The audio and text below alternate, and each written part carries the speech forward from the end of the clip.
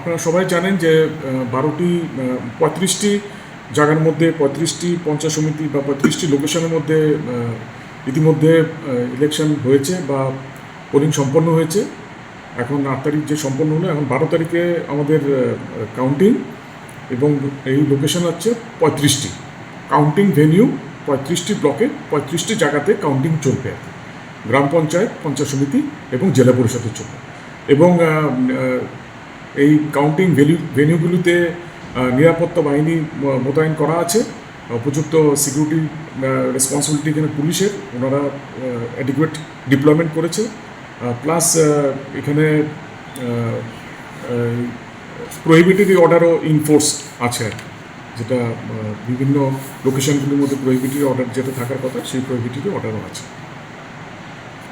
তাছাড়া যদি কেউ সাধারণ মানুষ গণনার রেজাল্ট জানতে চায় তাহলে কীভাবে জানতে পারে, আপনাদের কী ব্যবস্থা রাখা হবে? আচ্ছা, এবার প্রথমবারের মতো রাজ্য নির্বাচন কমিশনের প্রথমবারের মতো আমরা এনআইসির সহযোগিতায় আমরা পুরো ব্যাপারটাকে আমরা অটোমেশন করেছি। আমরা এখানে কাউন্টিং হল থেকেই যে ডাটাটা আসবে সেই ডাটাটা সফটওয়্যারের মাধ্যমে এটা ফিট করা হবে।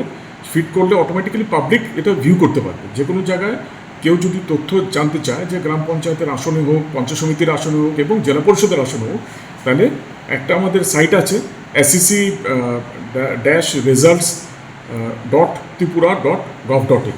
এটাতে যদি কেউ লগ ইন করে তাহলে সেই রেজাল্টটা ওনারা দেখতে পারবে, ট্রেন্ড দেখতে পারবে, রেজাল্টটা দেখতে পারবে যে কোনো আসন। কতটা নাগাদ গণনা শেষ হতে পারে বলে ধারণা করা হচ্ছে? এখন যেখানে সংখ্যা কম, যেখানে সেখানে তো 7টা থেকে 8টা থেকে তো শুরু হবে এখানে।